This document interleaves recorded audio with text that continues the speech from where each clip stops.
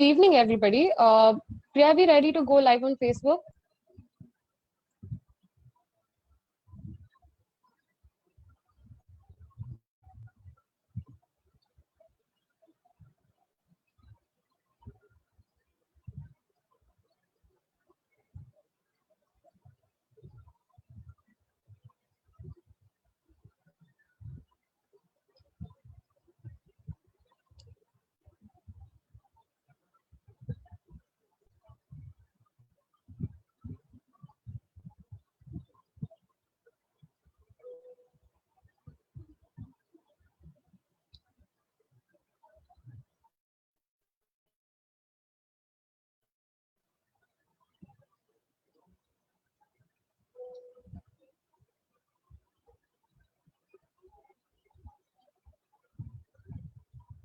We're facing some technical issues, so I guess we'll have to wait for another 2 more minutes. I'm just really sorry.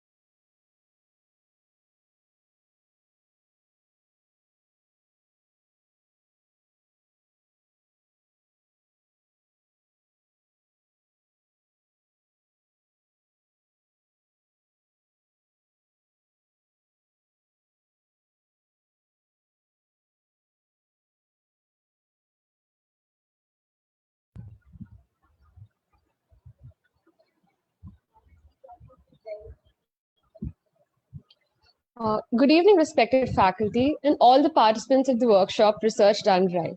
I, Rakshita Raghavendra, the National Research Coordinator at the Indian Academy of Geriatrics, the student chapter, extend a very warm welcome to all of you. I hope you all are having a great day, and I can guarantee you that it will get better once you've witnessed this session. Before getting to the heart of the topic, I would love to give you all a glimpse of this wonderful organization that I am a part of. Through this, we wish to motivate the new faces who have joined us today and acquaint them with the kind of work we do.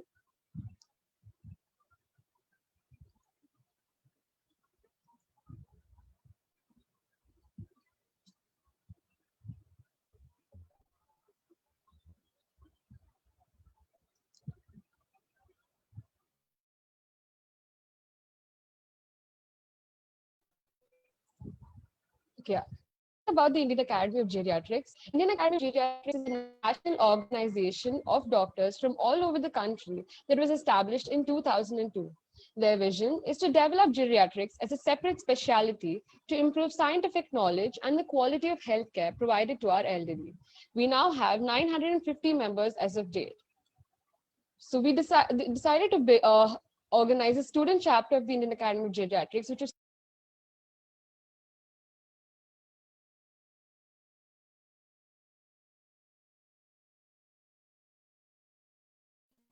and now we're proud to have over 400 medical students from all over the country as our members. It is a national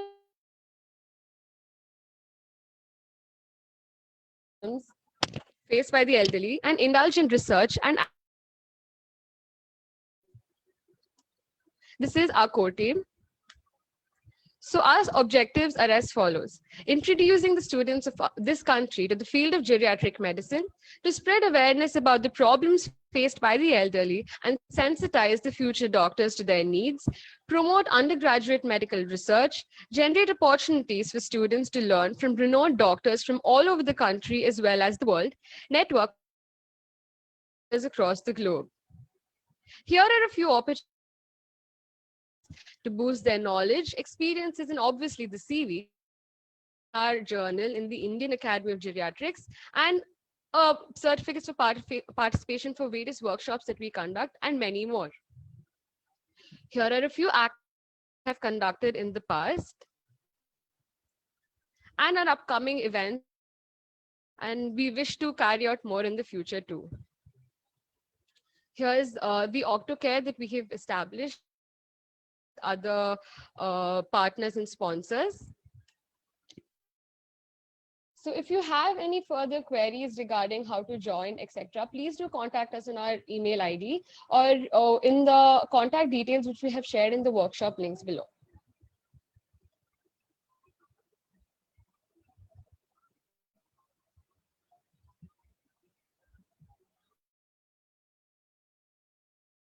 Ado, we would love to begin our workshop.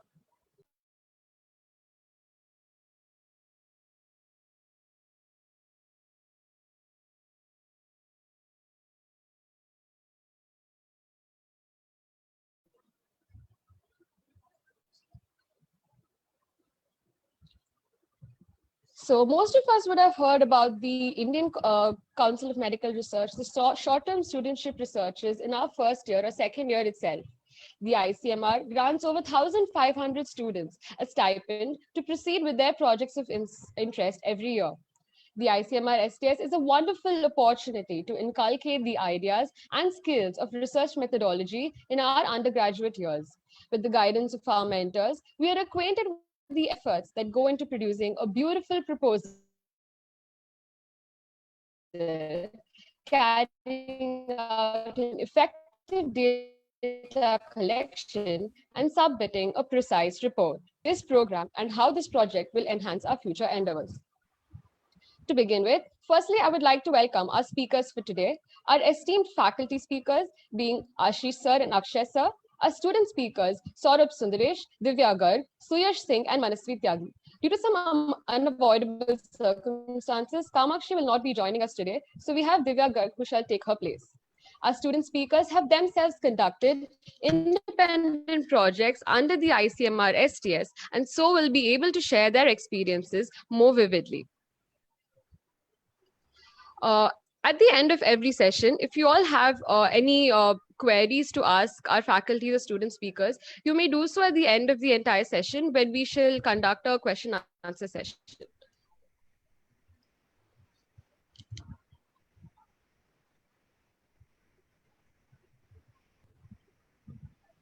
Okay, so to begin with, we have, first of all, Saurabh Sundaresh, a fourth-year medical student from Bangalore Medical College and Research Institute.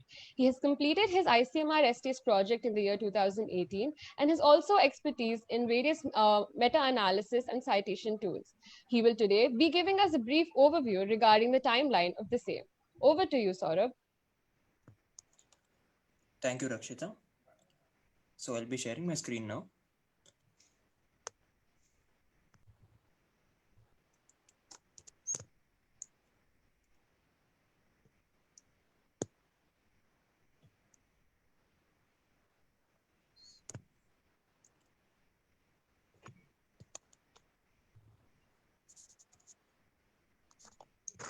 Can you share my screen and my screen is in the right alignment? Yeah, it's perfect. Yeah, all right. So hello, everyone. I've been asked to speak about the timeline of ICMR STS, which is a pretty short topic. Yeah, before we move on, I think it's important we know that everyone is familiar with these two terms. I'm sure that most of us will be familiar, but still I thought of going over it. So a proposal versus a report. These are the terms which are used by ICMR. Proposal is also known as synopsis or protocol. So proposal is the document you submit for approval to ICMR before you start your research study. And report is submitted to ICMR after you finish conducting your research study. So knowing these two terms, we'll move on. My co-speakers will be discussing a lot about this in the next topics.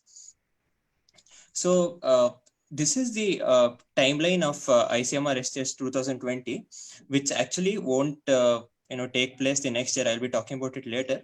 So, but just so that you have a idea about the duration of each process, I thought of including the timeline of this year's ICMR STS. So first of all, this is the first part of the process, which is the registration and application procedure. So you start with the online registration, which happens from December 2019 to January 2020 in the ICMR website itself. You can Google ICMR STS and you'll arrive at the website.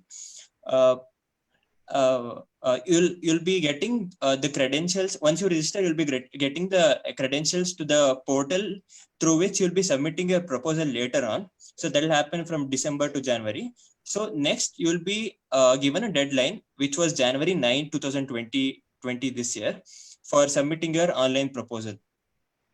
And after you submit your proposal, all your proposals will be scored, and roughly about 1,000 to 1,500 applications out of about 10,000 applications. So roughly about 10% of the proposals will be selected after reviewing and scoring, which will this will happen in the month of March to May, and then the result will be announced in the next month, which is June 2020. So this is the first part of the process. And if you get selected, once the results are announced, you'll come to know whether you'll be getting official approval and funding from ICMR. It doesn't mean that you don't continue your research. You can continue research independently or get funded by by your university or other organizations. But if you get approved by ICMR, you get official recognition that you're conducting the studentship under the ICMR. So ICMR gives about 5 to 6 months of time to conduct your research and prepare your report. So in this 5 to 6 month timeline, you are asked to conduct a research of only 2 months duration. That's it. And once you have your research findings, you prepare a report and submit it between 1st October to 30th December. Usually for last year and before last year, it used to happen from August to October 15th, but because of pandemic, they postponed it again. They have put an asterisk because the latest update is that the timelines have been further pushed on, which I'll be discussing in the next slide. So after after you submit your report, they'll review the report in 2 months duration with 2 months duration, and then usually in the month of March, your STS report result will be announced. So once your report is approved, only then will you be getting your stipend, usually in the month of June to July, and the certificate of you have successfully completed the studentship under ICMR will be dispatched only in October. But all this second part of the process has been totally thrown off because of the pandemic. And since many colleges have been started only from December 1st, students haven't gotten the opportunity to conduct their research. So this was the latest update from ICMR, which was on 26th November. So I have zoomed in the most important part here. As approved by competent authority of ICMR, it has been decided that STS 2020 report submission with a timeline of 6 months will be announced accordingly when the decision to reopen the medical or dental college is taken, and fresh timelines will be also issued accordingly. So we are not exactly sure what will be the new timeline is, but it is safe to assume that the least it will be is they'll be giving you time till the month of May to finish your research. Because if you consider a 6 month timeline from December, it will be from December to May, December 2020 to May 2021. Also, again, the next paragraph is also pretty important, because usually the registration process would have started in this month, but what ICMR has decided is the next year fresh STS application invitation won't be commenced until this year's 2020 report submission is completed. So this is a pretty important update.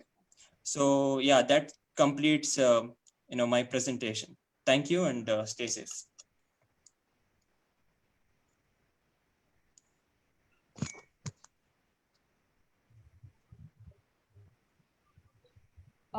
Thank you so much, Saurabh, for this elaborate overview. Next, we have our very own National General Assistant, Divya Garg, a second-year medical student from the University College of Medical Sciences, Delhi. She has completed her project in 2019 and has published it in 2 journals. She will be talking about her pre-proposal submitting experience. Over to you, Divya.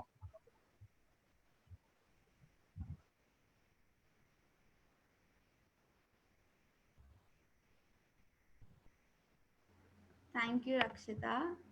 So I'll be sharing my screen now.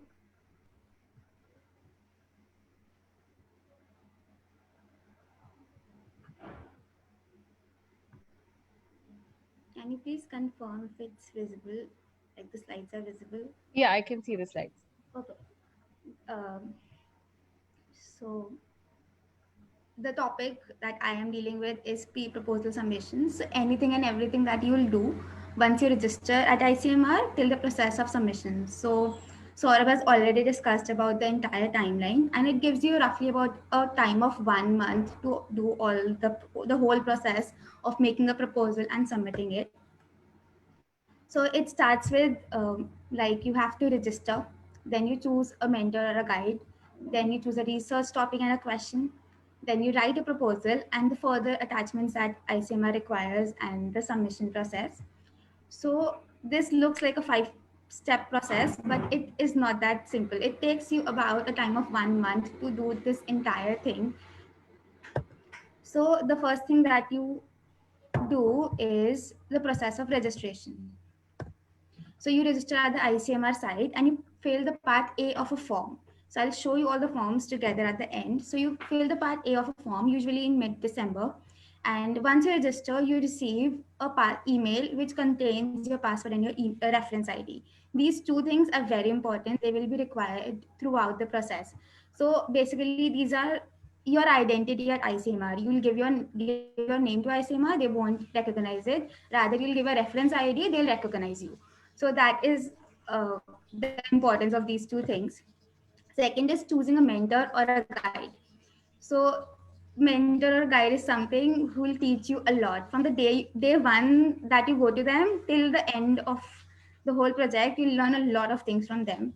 So this is very basic that you have to choose a guide based on the base of your interest. So if say you have interest in medicine, go to a professor of medicine. Why do you have to go to a professor of biochemistry if you don't like it?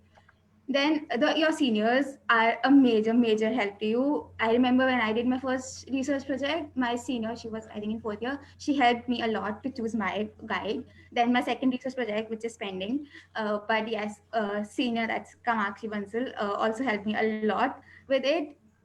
So they actually help you how to choose a guide. Also very important point, each ICMR project, like one student can do only one ICMR project under a guide who can also do only one, who can also choose only one student. So you cannot be very late in approaching a guide. So if say you are very late, then probably that you won't get a guide of your choice, or probably a guide you want to work with. Then the most important thing is choosing a research topic and question. You cannot write a proposal until and unless you know what you have to write about.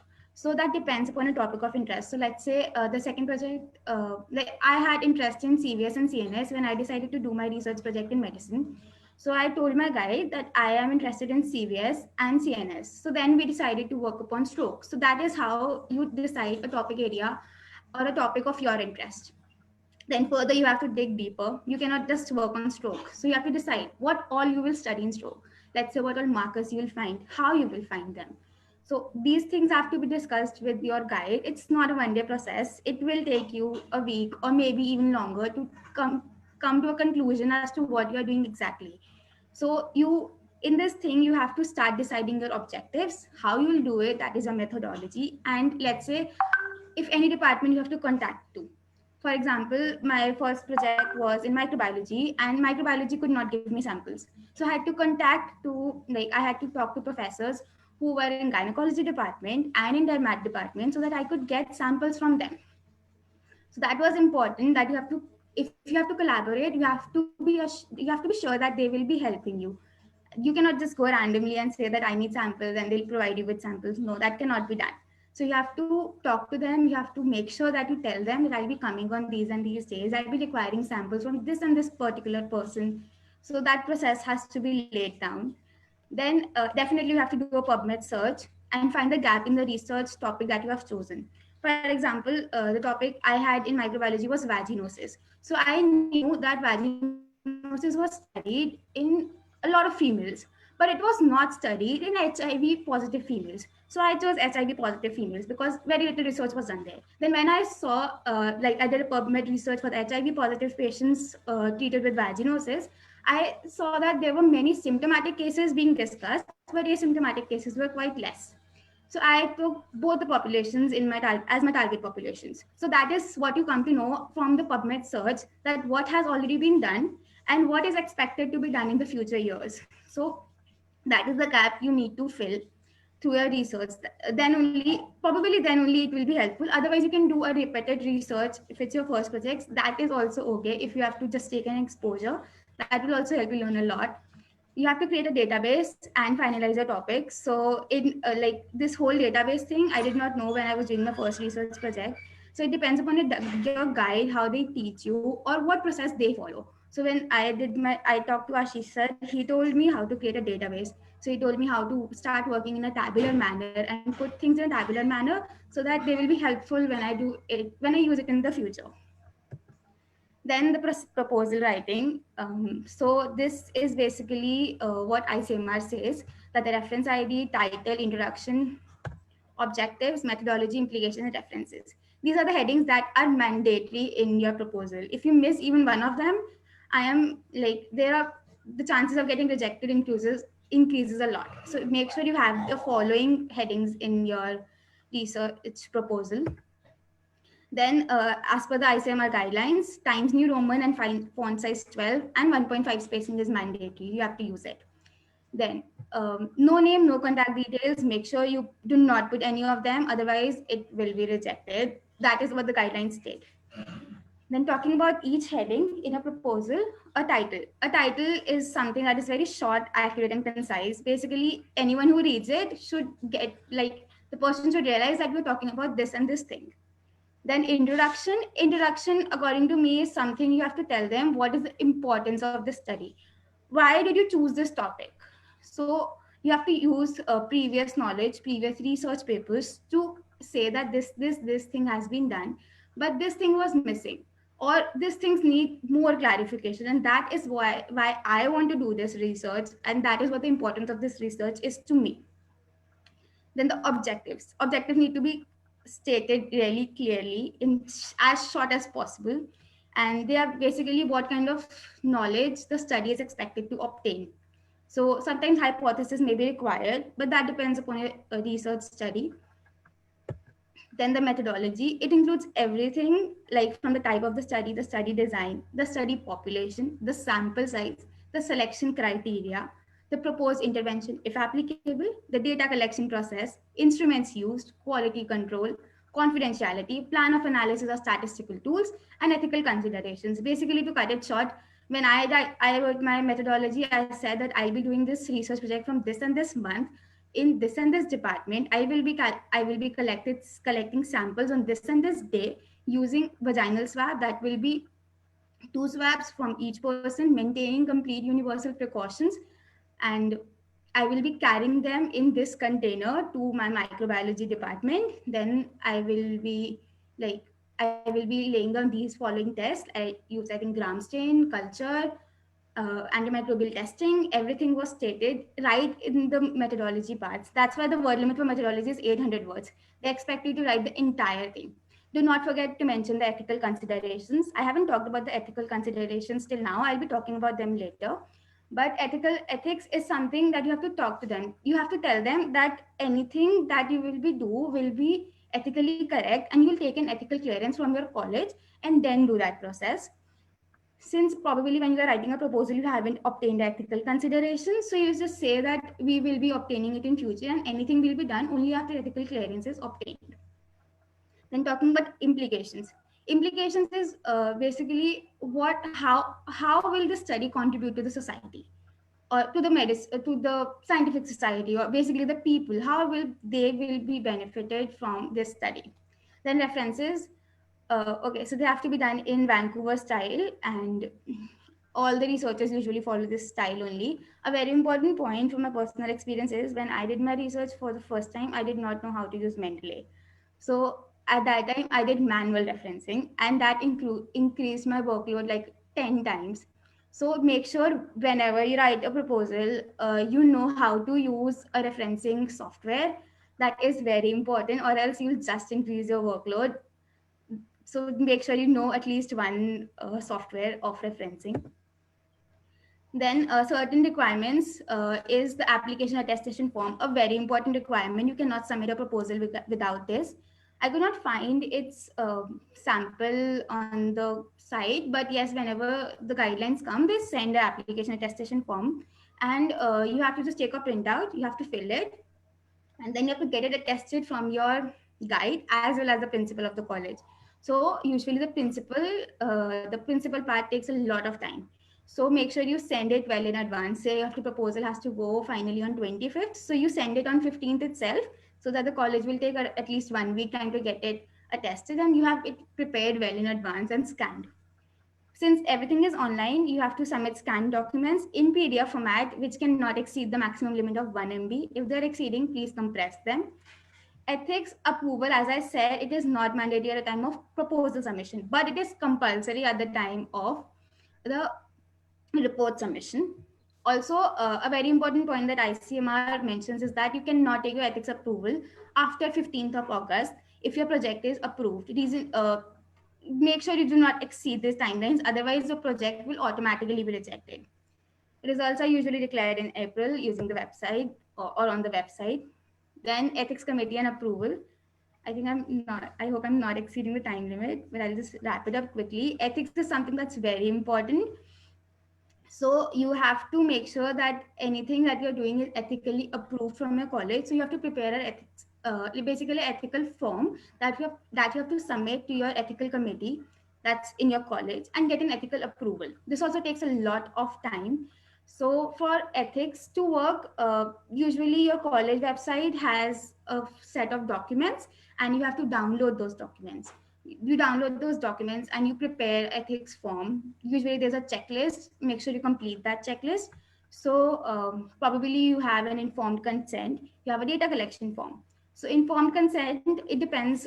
You have to prepare it in multiple languages sometimes. Reason because suppose you have a study that is dealing with MBBS students. So you do not need to prepare it in multiple languages. English will work. Reason because medical students know how to read English. But if you have to deal with a population that's the rural population who do not know how to read English, so you have to prepare it in something that they can read. So you have to prepare it in Hindi as well, or probably the regional language that the people speak. Then data collection form, one thing from the personal experience is do provide coding. Coding is something when you collect data, you code it. You cannot keep it in. I think Suresh will be talking about coding in much more detail, but make sure you code your data collection form. Reason because once you have collected all the data and you have like feed it in the Excel sheet and then you code it, it becomes a way lot of difficult process to handle. And I did this mistake, so I'm telling you, do code your data collection form from the first step itself. Any other document that depends upon your own requirements as per your research topic. As I said, provided checklist must be complete. Definitely submit your ethics form in time because it takes time for the ethics committee to approve your documents. Sometimes revisions may come. In my time, 2 revisions came, and it took me a lot of, I think, three months because there was some kind of miscommunication between the departments, and my ethics was delayed by 2 or 3 months. So this happens. So make sure you submit your ethics well in time so that you can get it till 15th August max. Some important points. Everything is online and you do not have to send any kind of email or hard copies for your proposal. Carry out your research in your own medical college. Make sure your guide is someone who's employed in the same college as a permanent faculty. One student can take up, will be allowed to work under one guide, and one guide can take up one student under STS in a given year. Also, clinical trial protocols will not be considered under STS. Institutional Ethics Committee's clearance is a must at the time of report submission. Informed consent is to be obtained for research on human participants. So if you'll obtain an like a clearance from the ethics, you have already prepared a informed consent because you have to submit it to the ethics department. That's not a new point, but it makes sure that you have informed consent for every participant, because that's very important. You cannot, that's not even ethical if you do a research or collect a sample without even informing them. So you have to have an informed consent. Then definitely students who are unable to complete their STS project 1 year can reapply the next year as well. And if that's accepted, then you can continue. Plagiarism is not accepted at all. Make sure the references is reference. When you do referencing, it is basically you're giving the credit to the person whose material you have put in your research project or the proposal you are preparing. So make sure you do not plagiarize a document. Make sure you give appropriate credit to the persons whose document you have used.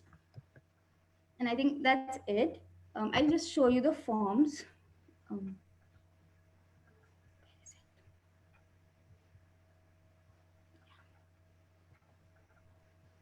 okay, 1 second. So this is, I think, the form A. Yes, this is a sample form A. And it's a very basic form. You just have to fill your personal details. Basically, you have to register at ICMR. Then the second form is the form ABC.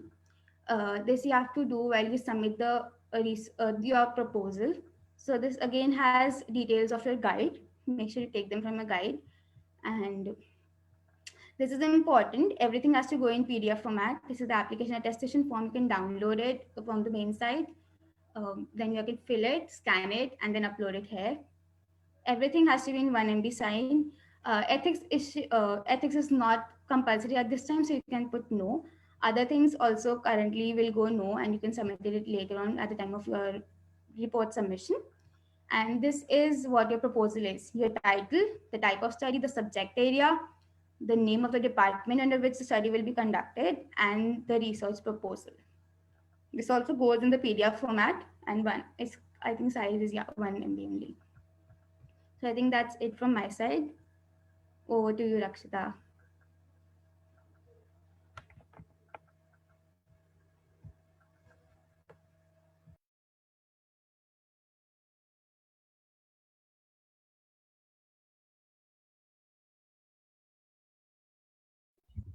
Thank you so much, Divya. That was some really good utilization of your time. Now it is my privilege to introduce you all to our next speaker, Dr. Ashish Goyal. Sir is the Associate Professor in the Department of Medicine at UCMS Delhi and also the Visiting Professor at University Respati in Yogyakarta, Indonesia. Ashish sir is a Senior Faculty Advisor at the IAGSE and has been very enthusiastic in running our various projects. His zeal for imbibing the skills of research in students has made him a cornerstone of our research wing today. Sir will be speaking to us about the importance of research in undergraduate years. Over to you, sir. Hi, good evening, friends. There are two things I absolutely hate. And one of those things is this long introduction that was given for me. And the second is, if I come late, I'm just put on whenever I come. So that's the last thing I want. Please don't disrupt your program for the fact that I'm there or not there. The program should have continued. I would have been happy to be accommodated in the end. And more or less, I don't have very much to say. I'll follow everything, and probably if there are some points in the end which I want to tell you, I will definitely add on certain things. So thank you, Divya, for an excellent presentation on some key aspects of research. But yes, I will take it on in the end. Go ahead and continue with your next speaker. Thank you. Okay, sir, sure.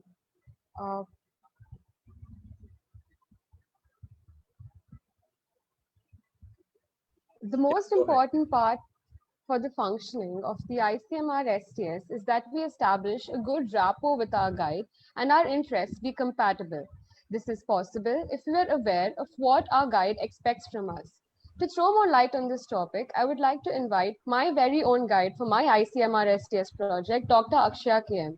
Sir is currently the additional professor in the Department of Community Medicine at Yenagoa Medical College, Mangalore.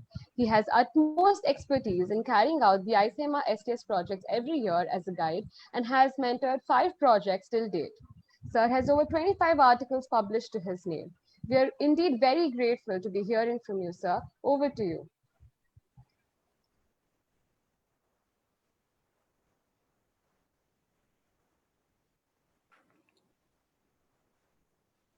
Thanks, Rakshita. I hope the screen is visible. Yes, sir, it is visible. Yeah, thanks. Thanks for that introduction.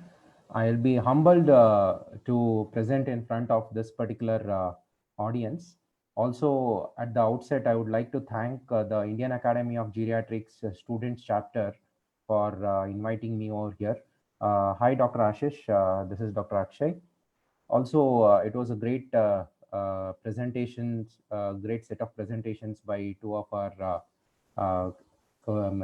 students, Divya and Saurabh. So many of the points which I would be talking have got a preamble in these two presentations.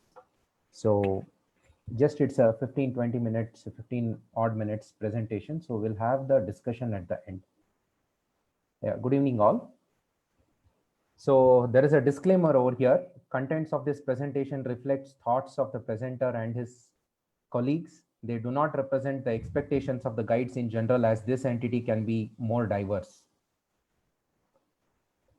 So what can be the expectations from a guide? I don't call a guide. I would better call this terminology and replace it with the term called mentor. So that would be a nice terminology. So what can be the expectations from a mentor? So I have divided this into 5 parts: before selection of the topic, during proposal or protocol writing, during data collection and collation, during drafting of the results or report, and after submission of the report. There are 2 smileys over here because these are the 2 phases when students will be very happy. One phase is when the proposal is submitted, and the second phase is when the submission of the report happens. So these 2 are the phases which are very important even from the guide's perspective or the mentor's perspective. Yes, before selection of the topic, student needs to be genuinely interested in research. That's one of the main things which a guide usually expects. And please don't do it for a scholarship amount or a certificate or a peer pressure. Yes, a positive peer pressure, definitely yes.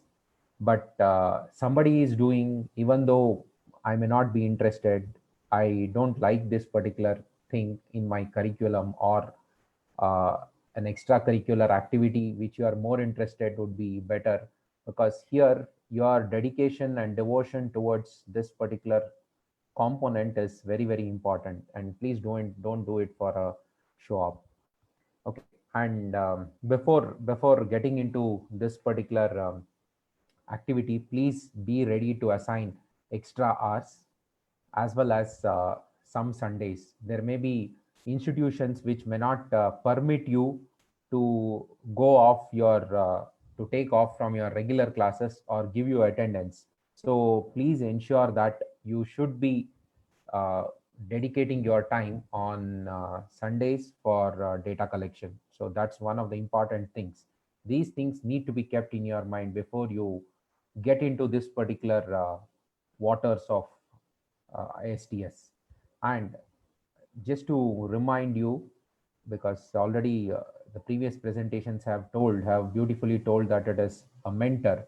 So yes, mentor is a facilitator, and don't expect that he will spoon feed you. You need to be behind the mentor. You need to be behind the facilitator to help you out in this particular endeavor.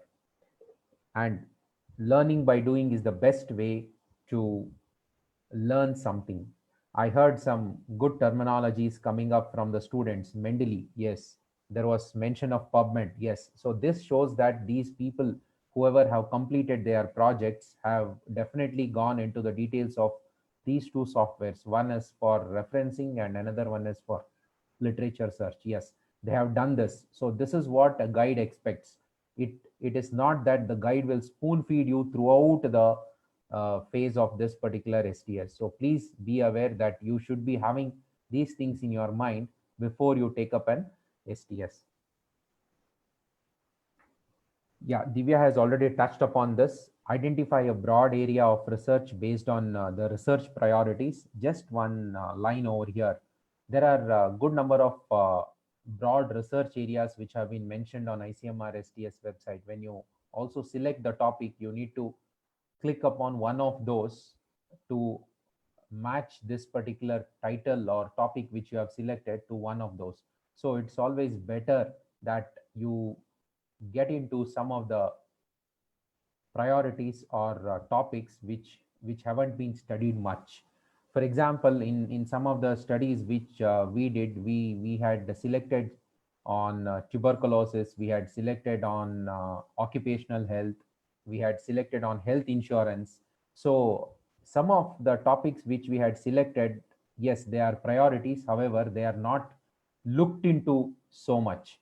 But if you select topics like maternal health, if you select topics like child health, there will be a lot of proposals which have been submitted on this, and yours will be one among that particular large pool. So the chances of selection would be a bit difficult. So it's always better to select some novel topics, as well as some priorities which haven't been touched so much. Yes, so that's one of the thing which is essential. And next is background reading and comprehensive literature search on whichever topic you have searched is very important. So you cannot expect the guide to do all this for you. You have to do it yourself, and then go with the relevant literature or topics to him or her, so that his job is made simple. Just to remind you, most of the guides here are have their own responsibilities in the departments, and sometimes even more than that, they are also having some administrative responsibilities in the institution. So they are keeping their time of the routine to spare towards you, and this is one thing which you need to remember. Yes, sometimes it might happen that you would have identified a broad research area, however the guide or the mentor whom you have selected may not be very comfortable, or he or she might be having a topic of interest, his or her interest, in his or her mind. So please be ready to modify the research topic. And obviously, yes, you need to take up some community based ready to take up some community based studies also.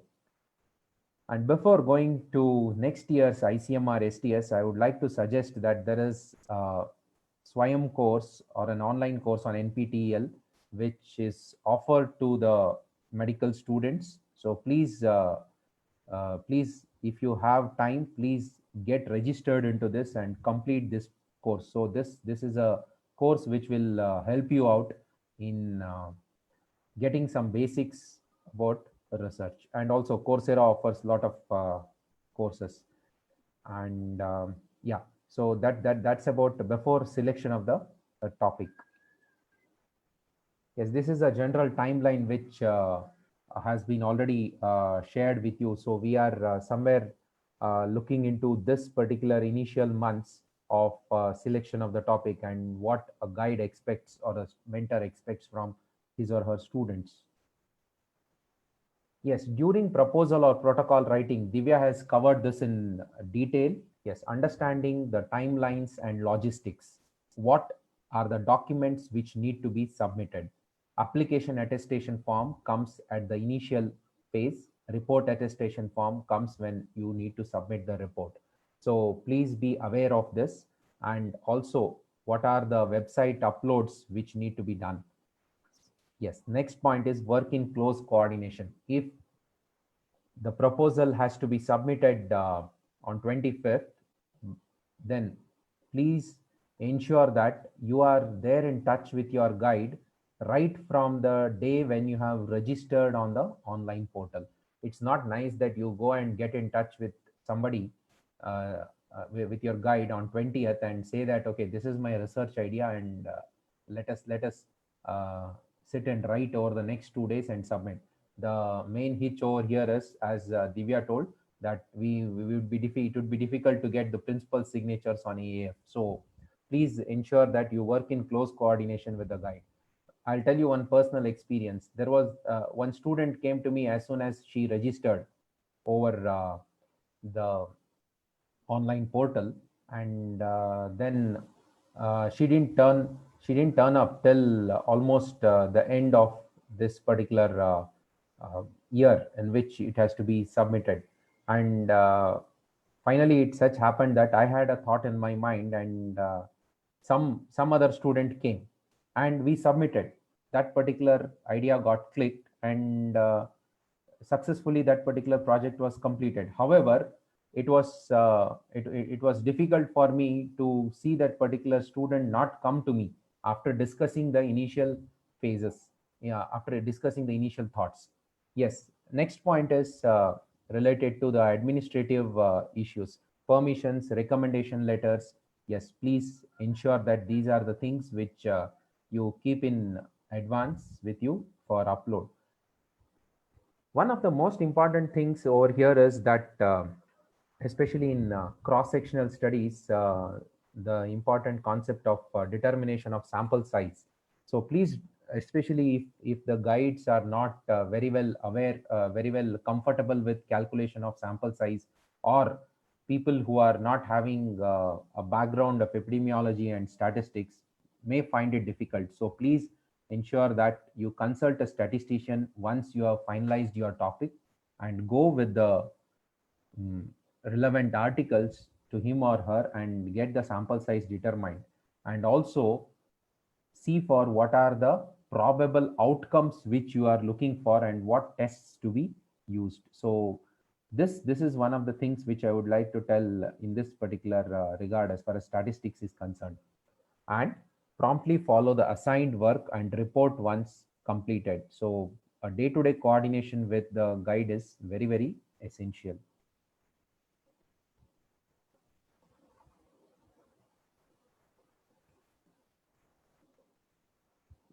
After submission of the proposal, what are the expectations? Yes, 1 in 8 to 10 chances of getting accepted. So please be aware that acceptance of rejection is also one of the things which is expected out of the student. And if the proposal is rejected, don't worry about it. There are a lot of factors which pitch in when your study or your proposal needs to get accepted. So don't worry about these particular issues or factors which are important in selection of a proposal. If you have done your proposal in a neat manner, and if you feel that it has to go, you have to go ahead with the study, please go ahead and complete it. Don't worry about the stipend, don't worry about the selection. None of these will matter. Please go ahead and complete this particular project, and keep in mind the timeline, especially as Divya has already told. The important thing over here, once your proposal is submitted, and you get an acceptance, the ethics clearance from the institutional ethics committee becomes very, very important. We had one rejection in our department, rejection of the report, and this report was rejected because there was a lag of the date. So the date was post dated than the date which was expected to be in the ethics committee letter. Even though everything went right, the guide as well as the student didn't know what was the problem, and then finally they got to know that, okay, this is the problem which might have led to the rejection of the report. This was some 3 to 4 years back. So please remember this. This is one important thing which you need to remember. Yeah, cutoff dates as far as everything, all these particular timelines need to be adhered to. And if ethics committees require revised protocols, it is the responsibility of the student to follow it up with the ethics committees to see what are the issues with the protocol. If there are some changes, minor changes need to be done as far as the protocol or informed consent or participation information sheet. Yes, you have to do this in consultation with your guide. So I'm giving you more of points where you have to keep in touch with your guide every now and then as far as your STS is concerned.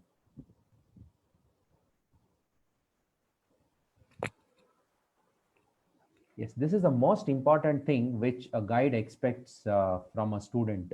Be honest in data collection, because sincerity in data collection is very, very important. If you have been selected and if you are getting a stipend, if you are getting a certificate at the end of it, it is your bounded responsibility that you collect true data. There should not be any fudging of the data. There should not be um, any cooking up of the data, because this is one thing where you are cheating yourself, you are cheating your guide, as well as you are cheating the scientific fraternity. So please be aware that once your protocol is accepted, you have got ethics clearance, you are going to the field, you are going to the hospital, you are doing this particular study in any of the um, field sites, please be sure, be honest to yourself and uh, honest in data collection.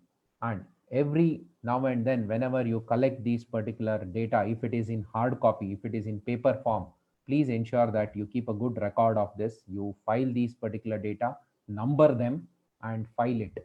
If you are using a paperless data entry format, there are a lot of softwares which have come, which are easy to use as well as easy to learn. EpiCollect, CoboCollect, there are so many softwares which have come, which can be used on your smartphone. So in such a case, or as simple as Google Forms, if you are using those, kindly ensure that there is a backup of data as and when it is being collected. And finally, whenever you are using some amount of statistical methods, again, get in touch with the statistician for how to go about that.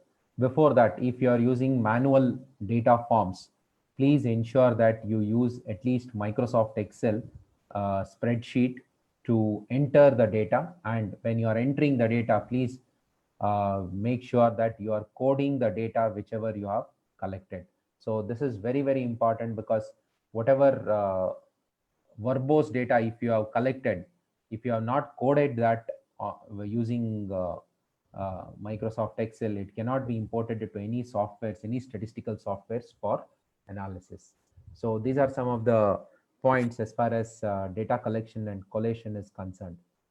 Yeah, during drafting the results, please refer the ICMR guidelines for report writing, which includes various sections as well as word counts. Consult a statistician, as well as keep your account related documents, whichever need to be uploaded on the website when you are submitting your report, because these are very much essential for the ICMR STS team to reimburse you the to credit you the stipend. I can see there is a latest notification where so many accounts have not been there was a problem with crediting of the stipend to so many accounts, and the list has been already put up on the ICMR website. I think it is of 2019. So similar issues can creep up if you have not uploaded the right account number and IFSC code and all the other related details. So please ensure that these documents are kept ready before you are uploading your final report.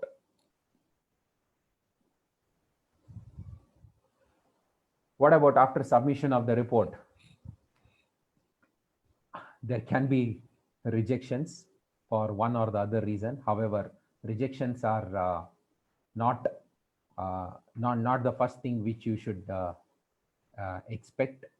Most of the reports, 90 5% of the reports get accepted. There are chances where you may not figure in the list of accepted reports. Your name may not figure. I had one particular experience last year where we submitted the report. We had submitted the report. However, the report was not actually submitted. It was there in the student's account, and she had not got confirmation mail from the ICMR STS. So it was uploaded, however, it was not submitted. Finally, we didn't get our name or number in the list of accepted reports. However, we followed up with ICMR and we got to know what is the problem. The backend IT team told that it was uploaded, however, it was not submitted. So we were actually seriously shocked with this particular thing. So maybe similar experiences would have happened with some others also, but this was also one of the learnings for us. So do not stop till dissemination, either in form of publications or presentations. So all our ICMR STS which do happen from our institution, most of them go for presentations. There have been some which have been published too. However, it all depends on the student as well as the guide to take it up to a logical end. But we expect that the student should be behind the guide or the mentor to go ahead to prepare the first draft as far as the publication is concerned. So if you are preparing the first draft and pestering your mentor every now and then definitely that particular project will reach a logical end in the form of a publication. Some suggestions as far as the publications are concerned: IJMR has got a student section, NMJI has got a student section, student BMJ, and you can always send to subject specific journals, especially when it comes to the association or society related journals. And there are a lot of other journals too, but please avoid predatory journals when it comes to your submissions, because by the end of your internship, when you get out as an intern, at least you will have one good publication which is there in an indexed journal. Yes, some papers in the Indian journals from STS projects of our department. Just to give you a snapshot, one which we had done on water sanitation and hygiene survey. This was in Indian Journal of Public Health. Next one was in Indian Journal of Community Medicine, National Journal of Community Medicine. So we have many more which are there in the peer review. We have at least 2 to 3 in the peer review, and also most of our ICMR STS from our department in community medicine have been presented in different forums. Yeah, finally, to summarize, student needs to have zeal from within to do things. So as I told initially, that it is not spoon feeding from the guide or the mentor. The student needs to pester the mentor every now and then to see to it there needs to be a logical end. Then work in close coordination with the guide. Honesty, sincerity, and integrity needs to be there at every stage of this STS, and ensure that your project goes in with a logical end, either with a presentation or the ideal would be going in for a publication. So that's it from my side. Thanks Rakshita and the student team for giving me an opportunity. Also, I would like to thank all my faculty colleagues from the department who came up with some thoughts when I was preparing this particular presentation. Yeah, thanks everyone.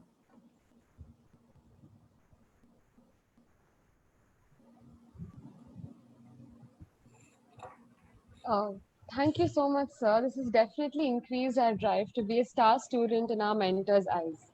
So now moving on to our next speaker, Suyash Singh is our strategist at the IAGSE.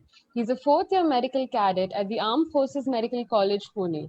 His ICMR project is due this year, but he also has several other achievements under his cap. He has completed his MUHS STRG in 2018 and has presented the same in AIMS Pulse 2018, followed by another paper presentation in Amrita Institute of Medical Sciences, Kochi. A special mention to his ongoing study in collaboration with the Research Institute in Pune in nanobiotechnology. Today, Suyash will be giving us a glimpse on data collection and report writing. Over to you, Suyash. Uh, thank, thank you, Rakshita, for that kind introduction. I'll share my screen now. Uh,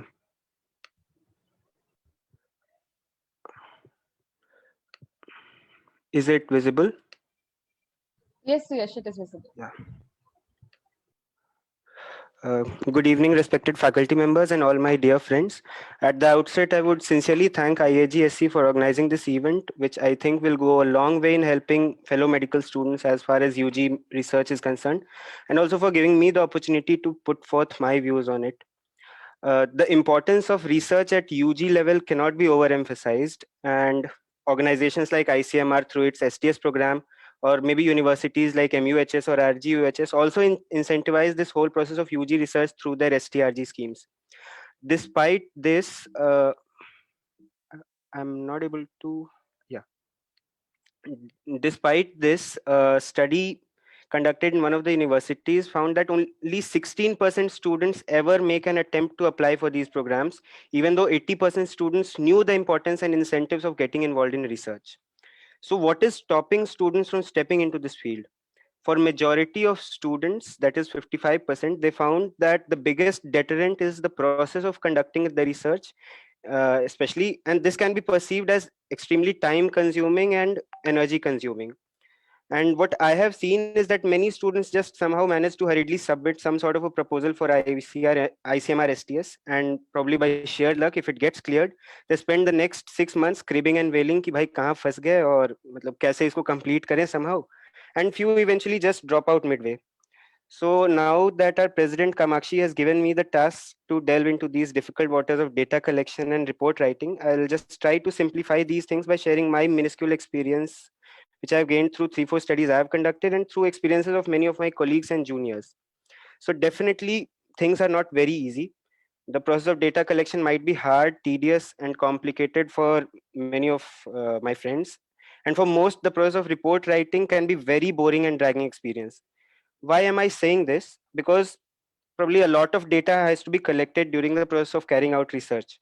It can be primary data, which you go and collect directly from your patients, which can be through qualitative or quantitative means. Like quantitative means through lab values, anthropometric findings, or through qualitative means through questionnaires which cover the psychosocial or KP aspects. You also need to collect secondary data, which includes all the net surfing and PubMed tour that you will do in order to complete the literature review. So looking at the time a student has, which my friend Saurabh discussed just now, ICMR expects a student to complete the study in a matter of 6 months, with the time spent on primary data collection not exceeding 2 months. The rest of 4 months for review of literature and report writing. All this seems extremely formidable if you look at the usual timetable a medical student has. For example, in our college, we get 2 breaks of 1 hour each after morning lectures and clinics, while patients, they start lining up in OPD since 8 in the morning. If I am looking out for patients of a specific condition, and if unfortunately that is an uncommon one, I'll have a tough time completing my sample size in 2 months, and so it becomes really difficult. But then things are not actually that bad, and there are ways and means by which we can simplify and ease out this process, and which I'll discuss shortly. So the most important factor which will decide whether your research journey would be an easy sailing or if it would be rather rough seas is the planning part, especially the way you plan out your research proposal and protocol. Divya just adeptly dealt with the pre-proposal submitting experience, but I would re-emphasize some points which have a direct bearing on execution of protocol. So firstly, I would advise people to choose topics from the research topics from your own year of MBBS study. This is because things would be relatively convenient for a student visiting ophthalmology department every day to carry out a study on cataract than someone who is in final year. It sounds logical that instead of choosing topics in psychiatry and OBG, first year students should explore topics in preclinical subjects. And indeed, there is a lot of scope there. Yes, this is not a hard and fast rule. It depends on individual abilities, but I make this point just for convenience sake. And as I previously mentioned, since if time constraints are always bothering us, and if attendance is a big issue in your institution, you cannot afford to miss tutorials and ward rotations to visit OPDs, you may choose a lab-based study or a retrospective studies. If you have evenings free with you, you may choose studies on patients which are admitted in ward. So you have to exercise wisdom in this regard. Before taking up the study, just assess the time which is available with you. As I mentioned, one needs to be a bit pragmatic with time management. You may plan data collection during times of easier rotations like dental, psychiatry, or where faculty would be considerate enough for your attendance and such issues. If exams are closed, you would like to just be a bit more prudent in time management accordingly.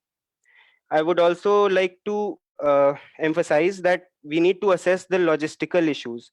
For example, my college and hospital, they are really spread out on a very large area, and since we are not allowed to keep bikes, I would rather not choose a study from rheumatology department, or maybe probably make appropriate conveyance arrangements, because it's located very far from my hostel, and cycling uphill for kilometers to reach that OPD to collect data will be an extremely tough task. This, you have to individualize what the situation is prevailing in your college, depends on that. Then problems with coordination have to be anticipated well in advance. For example, if in one of my studies where I had to send for lab investigations of women with female pattern hair loss, I used to catch hold of patients in dermatology OPD and send them for biochemistry investigations. But a lot of them were getting lost in due course of follow-up. So after I ended up losing contact with quite a few patients of this relatively uncommon entity of female pattern hair loss, I had to coordinate with the biochemistry department to send the reports of these patients to me instead, and not to the patient. I would just send the reports to one of the patients later on by other means. Then you need to secure your help and support systems well in advance. You might need the help of your friends, your batchmates at various stages of your studies. Just reach out to them. Juniors might also help a lot of during a lot of times. Yeah, but on a lighter note, you need to ensure that involving juniors in your work should not be perceived by them as ragging. And a lot of research pursued at UG level is, fortunately or unfortunately, questionnaire based. These questionnaires are not often as innocuous entities as they appear. A properly designed questionnaire can make life very easy for any researcher, but the converse is also true. So every questionnaire needs to be validated in the intended population. If you are using translated version of questionnaires, that has to be validated also. If new questionnaire is being constructed by you for your study, you must get it pre-tested and validated. Or obviously choose self-administered questionnaires because they'll make things easier for you. Double check the sample size calculated by you. Quite often I've noticed people running around for a sample size of 324 because some clerical error by someone, and it should have been definitely less. So this, you have to double check it yourself. You can go on and choose a pilot study instead, if or justify your study as a pilot study, so that the sample size which you have, it can become a little convenient for you. And yeah, for all such problems and for all uncircumcised circumstances, the best hope for troubleshooting and one-stop solution for all your problems will be a research guide. Dr. Raksha sir just now spoke at length about this, but I'll again discuss it here, because how much ever we emphasize about it, it will never be enough. Just because of their sheer experience, they can solve most of our issues by ways and means which we students can never even imagine. So in one of my initial studies, when I was worried about how to complete sample size of psoriasis patients in such a short time, my guide easily solved the issue by recruiting patients who had been admitted in Hansen's ward for months altogether. So I just trained those patients in administering these questionnaires, and those gentlemen sat in OPDs and helped me complete my sample size easily. So you will continuously need the blessings of your research guide during the process of data collection, report writing, submission, and even thereafter if you want to publish your research findings. And this is also an excellent opportunity to learn from them, as you are under their one-to-one guidance. So make your best use of it. You must convey at all times your continuous enthusiasm and motivation devoted to the research study, so that they do not lose interest in you. Now, if we talk about conducting the research, collecting the data, so with the advancing technology, a lot of tools are available to aid researchers at all stages of our study. For data collection, I would very strongly suggest that one should use tools like Google Forms, SurveyMonkey, or probably stronger data collection tools like EpiCollect 5, TeamScope by any means. Even if it is not a self-administered questionnaire by patients, or if you're recording personal particulars, anthropometric lab parameters, enter all that data in a Google Forms prepared by you in your phone or tablet so that it is automatically fed into a spreadsheet. Trust me, feeding data from 100 or 200 questionnaires, hard copies, can be very unpleasant and mundane process, and one should avoid it at all cost. If needed, you may just project hefty printing expenses for questionnaires, but eventually digital means should be resorted to at any cost for data collection. Then MS Excel, it is, I mean, such an indispensable tool for data collection, like for entering data, its analysis, making bar graphs, pie charts, calculation, all of it becomes extremely easy through the use of MS Excel. But the thing is that I and probably most of my colleagues last had a class in MS Excel in our school days, probably in class 9th and 10th. And during the entrance preparation, I had forgotten all that I had learned by then. So I had to resort to taking some YouTube tutorials as a refresher for all the tricks and formula which we use in Excel. I personally liked this particular channel. So because he gives a lucid description of all the tricks and techniques which we use in Excel. You can use shorter ones also, like you can just learn the whole process in 30 minutes and revise the whole Excel. It is very important. Spending 40 minutes on it could be really worth it. So we all need to have a little basic idea of biostatistics before we set out to do any research projects. For interpretation of results, in our college, we have statisticians who help us out with the process of analysis and data interpretation. But I've heard that in some colleges, students themselves have to use softwares like SPSS for analysis. Just check out in your college how the situation is. You might need to learn this skill also for your project. For your literature review and report preparation, you'll need to have carried out good PubMed search. But PubMed search is not just a cakewalk in itself. Like, you have to prevent wasting time wading through billions of articles on PubMed. So you can learn the skill of conducting a focused PubMed search by attending a skill or maybe a workshop or something, or maybe a YouTube tutorial on how to do a focused PubMed search, how to use mesh terms, Boolean operators. All these things make the process of searching PubMed really easier. And as Divya and Akshay sir mentioned, while conducting PubMed search, softwares like Zotero, Mendeley, they come really handy. And these are really powerful softwares. They can help you manage your literature search library, and for the referencing and citation, these come really handy. I personally use Zotero for that matter. And for example, just like if I'm searching this article, I can press this button and it gets saved into my library, and it's there right there. And we can easily get the citations in our document in the final prepare report. So we need to learn it. I'll again request everyone to spend just 30 minutes on a weekend so that we can learn the ways and means of using this powerful software through any of the tutorials available on YouTube.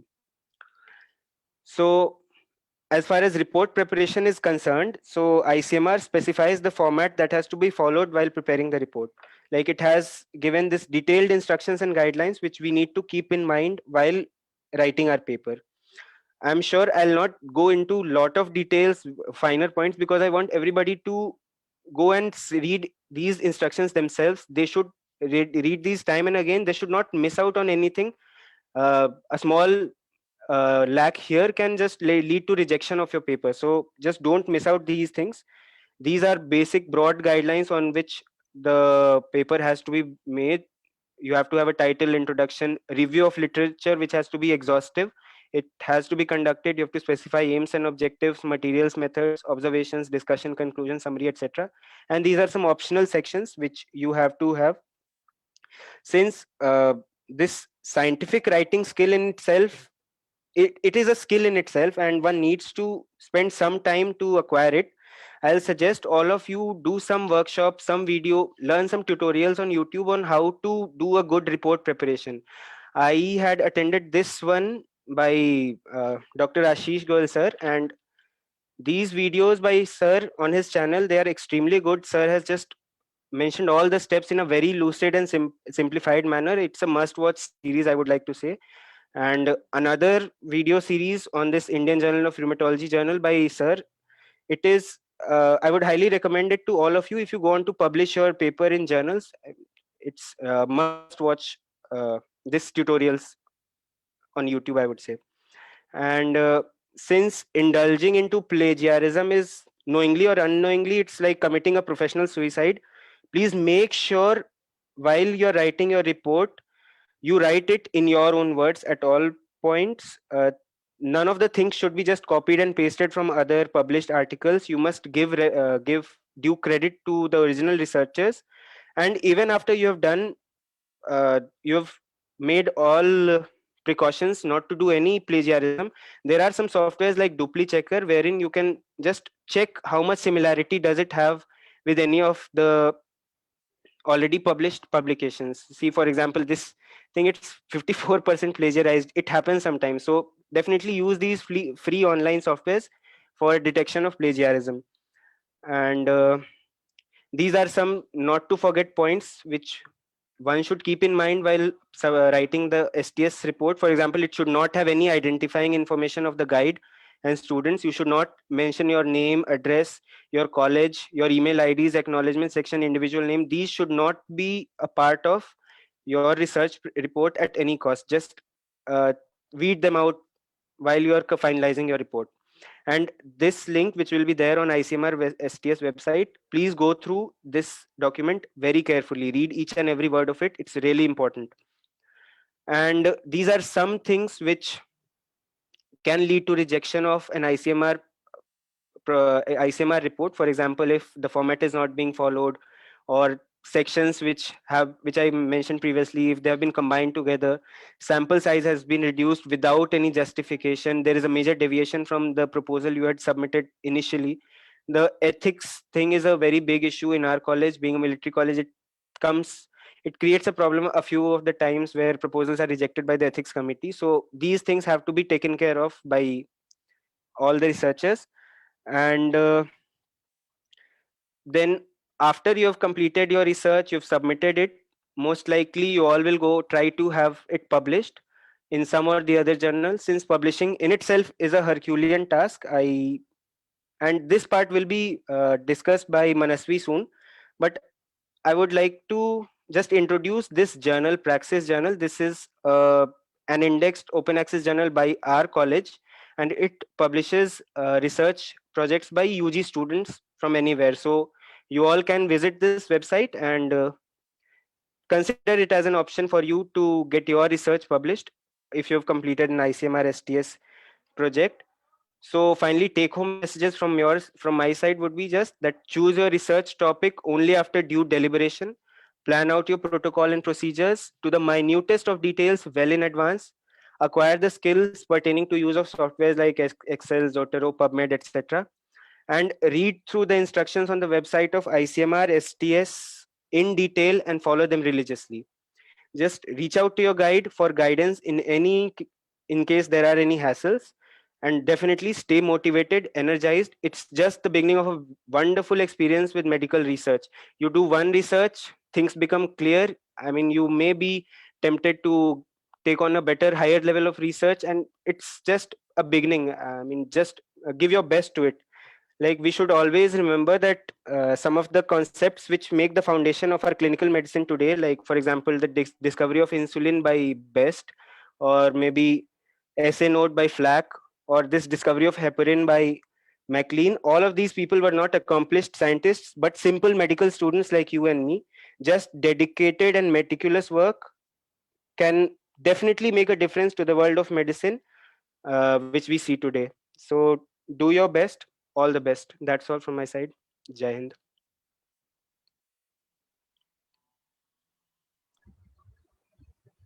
Thank you so much, Suyash. That was some very detailed presentation of the process of the ICMR report writing. Our next speaker for today is Manasvi Tyagi. She's a fourth-year medical student from Yenapoya Medical College, Mangalore. Manasvi has completed her ICMR STS in the year 2018. She has presented her paper and poster in various colleges, including PSG IMSR Coimbatore and Amrita Institute of Medical Sciences, Kochi. She has bagged the second place for the paper presentation with her exquisite knowledge of the topic and wonderful presentation skills. Today, she will be speaking about the scope after completion of the ICMR project. Over to you, Manasvi. Thank you, Rakshita. Let me just share my screen. Am I audible? Yeah, very much.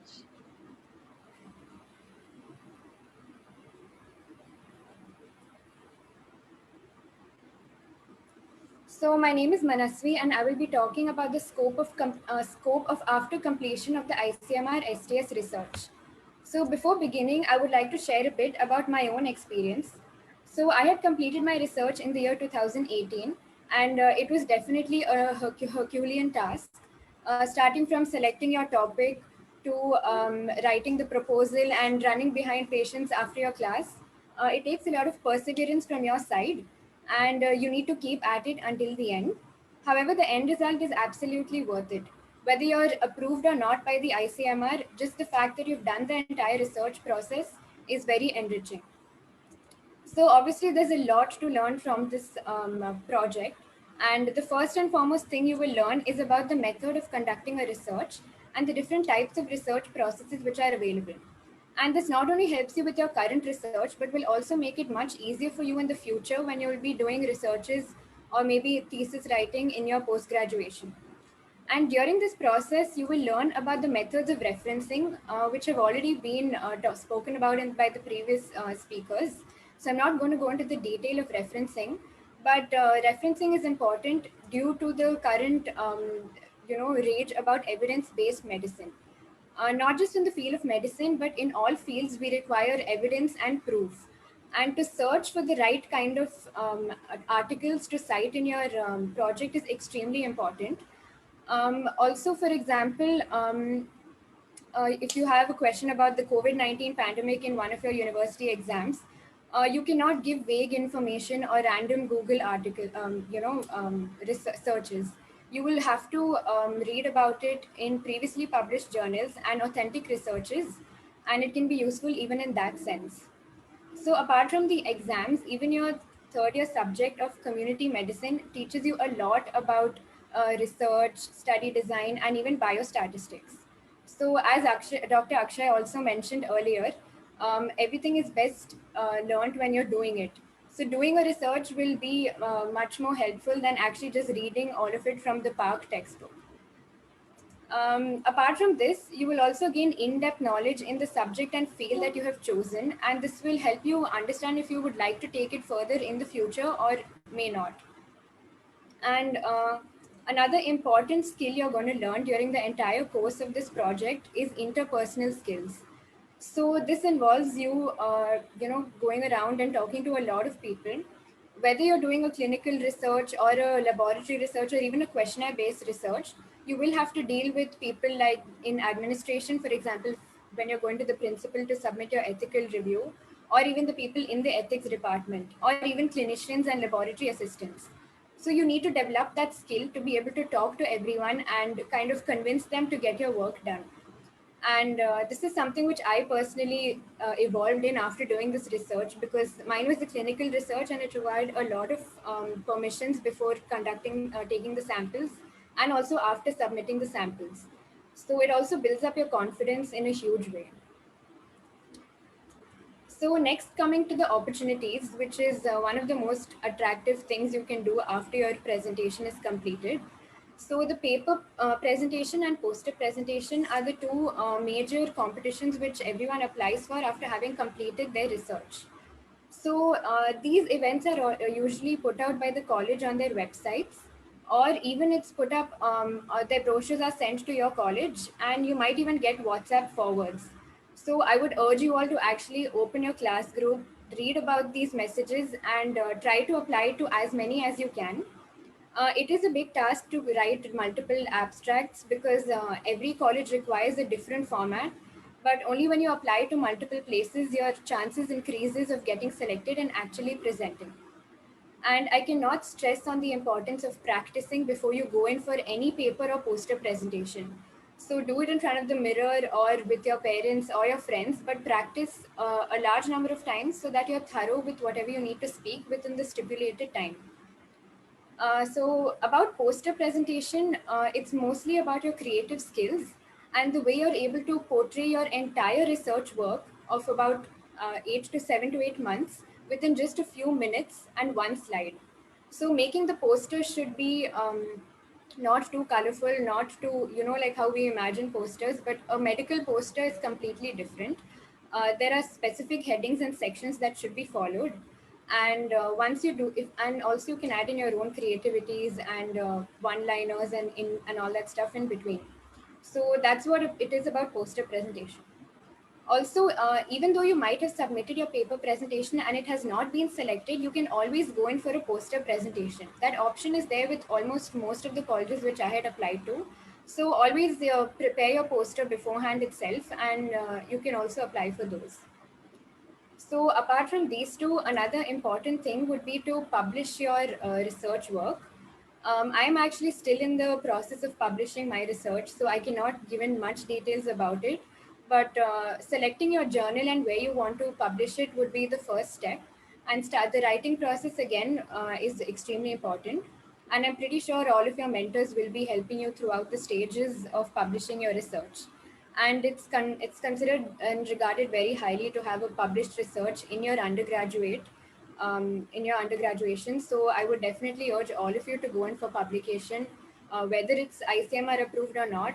If you've completed a research, you must try to get it published. So obviously with all this, you will be gaining some amount of recognition, which is also a bonus and an incentive. So because you're representing your college in a lot of platforms, it will help you boost up your confidence, public speaking skills, and even you will learn so much about how to use Excel, how to use PPT, how to make a poster, and it's extremely helpful in the future. So the rest of the future scope would be obviously adding these points which you've talked about, as well as your entire research publication in your CV. And also you can get a lot of letters of recommendations with all of the professors and staff that you've worked with during the course of this project. And not just for this, also if you're applying for foreign universities, it's an added bonus to have an undergraduate research, especially if it is approved by the Indian Council of Medical Research.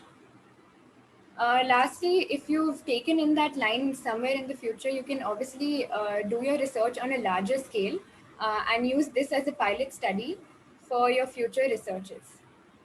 So that's all from my presentation. And if you have any questions or any doubts regarding how to apply to different colleges once you've completed your research, I would be happy to help. And all the best to all of you who are taking part in or applying for the ICMR STS program. And a big thank you to IAGSC for also inviting me and conducting this enriching webinar today. So yeah, thank you. Thank you so much, Manasvi, for this enlightening experience of yours. I'm sure all our participants are very overwhelmed by the immense amount of knowledge that we have received from this session today. Ashish sir, would you have any points to add on to our speakers for today? I thank you. Thank you once again. It was so interesting to listen to all of you. If most of you guys are still here, and if it's possible, switch on your camera so that I don't feel that I'm talking to empty computers. But if you are not comfortable doing that, that's fine also.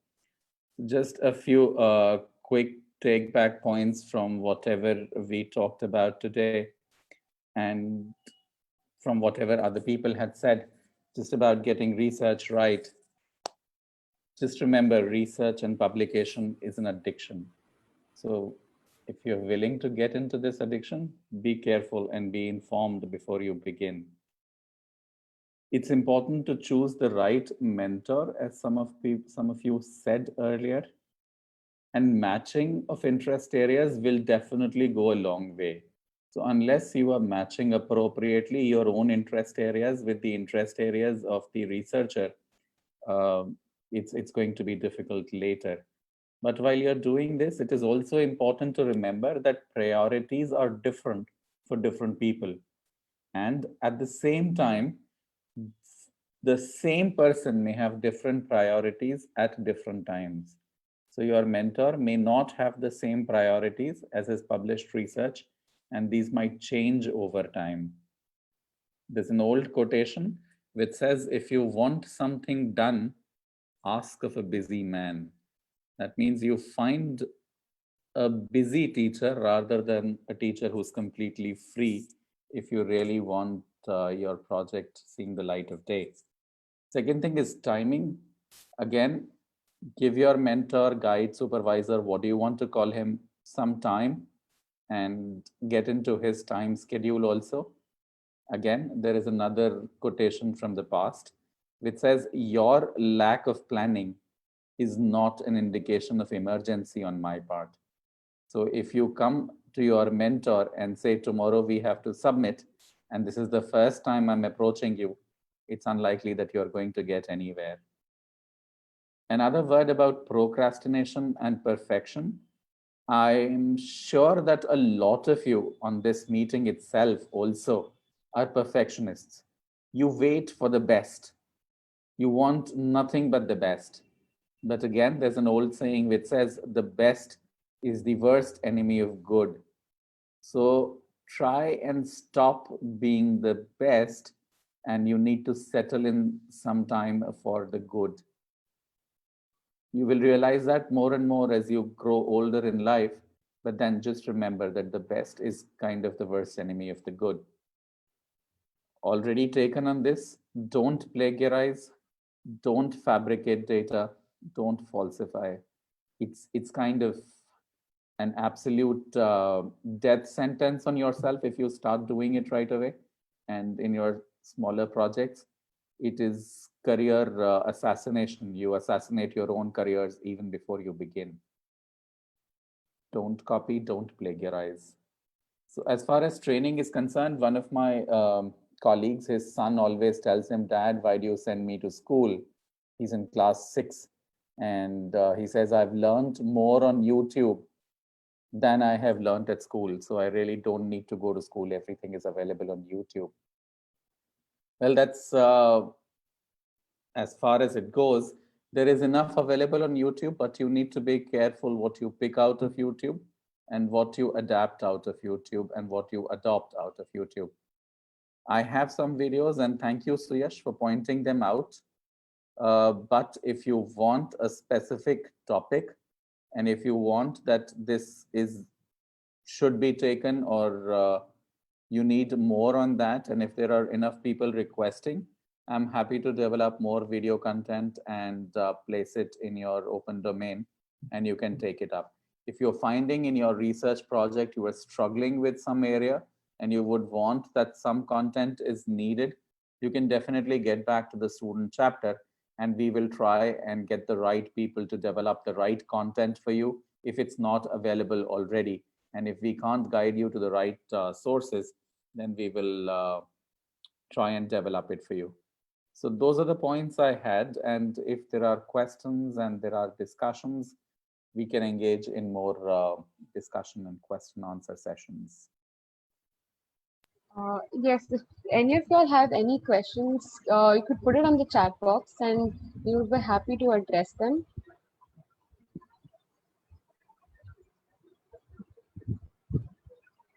Or they could even raise their hands and try and speak out their questions. Even that may be possible. I don't know. If that's possible?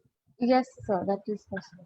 So it'll be it'll be some way to get to hear them and to listen to them also at the same time, unless we are hard pressed for time. No, sir, that is not a concern. It's possible. Bhavya has a question. What exactly is a pilot study? Who's taking that? Anyone is taking that question? Sir, you could answer it. So pilot study is something on which there is nothing available in the past. There is no data available on that particular study. There is nothing known about that topic, and there is the first time that somebody is doing that study. That's a pilot study.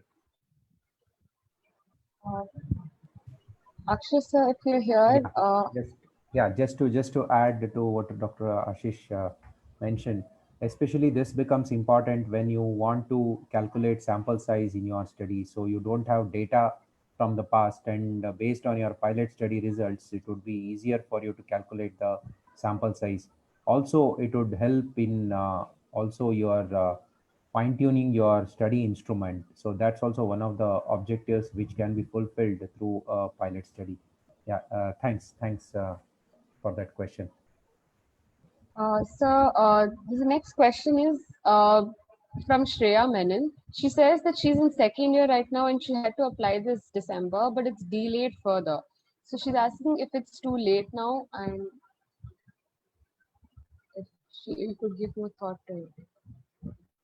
So if I understand correctly, you're trying to apply for the STS project. So I believe abhi to STS projects ICMR ne liye hi nahi hai. And if you're applying for the STS project cycle, no, you're not too late. And otherwise, if you're trying to do something outside of the STS project, there is never too late. You can do it round the clock, round the year. Hello, sir. Shreya here. Sir, can you please guide on some options which we have outside of STS, like you said just now that we can apply outside STS. So what can be the options? It depends on how long you are willing to invest in. So one, if you're not looking for any money and you just want to do a research project, anybody in your college, any supervisor, any researcher, any professor should be able to guide you to develop and do something quickly, or depending upon how much time, effort, and space you have without asking for money. Now, if you're looking for grants or money, then definitely it becomes a different ball game. And there are several funding agencies like the DBT, that's Department of Biotechnology, Department of Science and Technology, ICMR, and several others which are available in the game. But again, depends upon how inclined and how interested would your supervisor be to approach these agencies. Okay, sir. I've understood. Thank you, sir. So the next question would be, what exactly is the sample size and why is it so significant? Akshay sir or Ashish sir? Okay, Dr. Akshay, if you want to take that, go ahead. Be my guest. What exactly is sample size? Okay, it's quite a difficult question to answer, but still, I'll try. See, any study, to come up with logical conclusions and to extrapolate the findings of the study to general population, we require to do this particular study in a particular set of people. So that's something which is called as sample size. And there are a lot of statistical terms associated with this, maybe the power of the study, and also what I told is extrapolation to the larger population. So I don't want to go into the details of this. However, it is a basic minimum number among whom you want to do this particular study to get valid results. So that's what is the sample size. And this sample size depends on the study which you would like to do, or the study design which is employed in a particular research. So there are various softwares which help you out in calculating the sample size. And as a student, it is always better that you would do some literature review as far as similar studies are concerned when you intend to calculate the sample size for your objective. Yes, thanks. Anything which you want to add, Matt, please? Yep. So I would just like to give you an example. Supposing you want to prove that girls are smarter than boys. How many girls and how many boys would you want to check, or would you want to collect and ask that question? So that's a sample. You would want to do it obviously to all the girls and all the boys of a certain age, but then you can't do it in all. You want to know whether your answer is correct or not. What would be the minimum required number which would be enough to prove this? That's about it. Our next question is,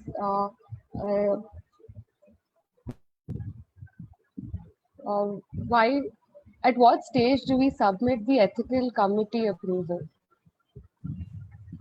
as soon as you are ready with the proposal submitted to the ethics committee, because you can't start recruiting into your project without an ethics committee approval.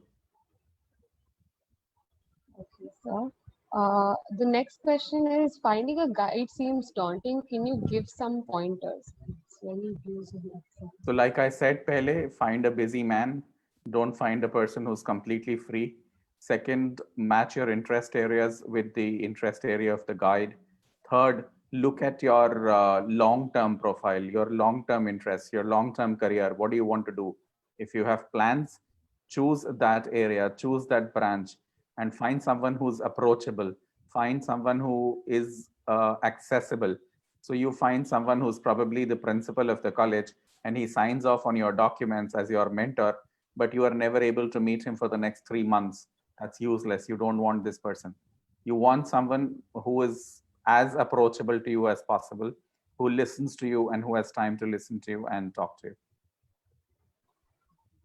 Dr. Akshay, if you would like to add more to that, I'm happy to hear. I mean, those are the quick things I can think of the top of my head. Yeah, you have summed it up very well. The one of the most important thing is you need to match your interests and also see for what are the interests of the guide and somebody who is interested in research.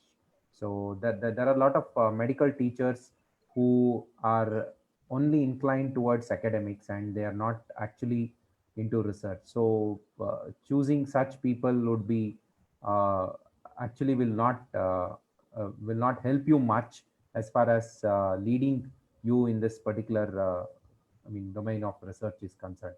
Yes. Sir, our next question from Arpit is that he's completed his data collection for a study, but he's not very good apparently with analysis. And where can he learn from it to do it on Excel or SPSS? So YouTube is full of videos which are available, which you can see. There are tutorials available on SPSS, on Stata, on R. You can choose any one of them and start working on it.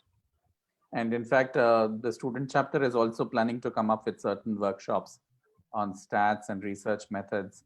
So watch out, look out for these coming soon.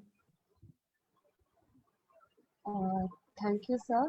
Yes, just one point, Rakshita, over here, which might be useful for the students. There are videos developed by the International Union Against TB and Lung Diseases, which focus on use of Mendeley as well as that is referencing styles and also on PubMed search. So these videos are available on YouTube, so which can be used. So which will cover these two important aspects of research. Yeah, thanks. Sir, the next question is it possible that we submit the report from last year in case the proposal had been rejected this year, but we continued with the research, or does it require a new one? So you submit to whom? So if your proposal was rejected from STS last year and you continue to do it outside of the ICMR, then why do you want to submit it to the ICMR? They're not going to give you any money again. So you just go ahead and as well submit it for publication. ICMR has got nothing to do with it. That's how I understand the question. Okay, sir. The next question is, how much is research activity expected to affect my studies if I apply for STS while I'm in third year of MBBS? So this is Preetu. So can I see you, Preetu, before I answer that question? Because I find that question very interesting. I don't know where you are. So, so let's say, let me put it in a different question and ask the same question to you because I can't locate you. How much is research activity expected to affect my studies? So supposing tomorrow you get into an affair with whatever, a girl or a boy of your college, how much do you think that affair is going to affect your studies? So the answer to your question is exactly this. I don't have any more answer to this. It will affect as much as you want it to affect. It will affect as much as you let it affect you. Thank you. I think we've come to the end of our question answer session. Sir, if I may add to this a little, if I have your permission, sir. Yes, please, Suyash. Sir, I think the research of activity will affect our studies, and it will affect it really positively, because if we take up a topic and we go deeper into it, we explore more into it, our concepts improve a lot. So I think it affects our studies rather positively, I would say. And Absolutely. So you get a girlfriend, that also can affect your study positively. yes. With this, we have come to the end of our Research Done Right workshop. And if any other queries we've missed out, please put it up on our WhatsApp group so we can address it to our faculty or students later. Today was indeed an intriguing session, and it wouldn't have been possible without our amazing speakers who have given their best efforts to impart the most information they could in a manner which was easily understood by all. I would love to extend my wholehearted gratitude to Dr. Ashish and Dr. Akshay for taking time from their busy schedules and agreeing to be a part of this session. I would like to thank and congratulate our student speakers, Saurabh, Divya, Suyash, and Manasvi for giving us a thorough insight to the ICMR STS program.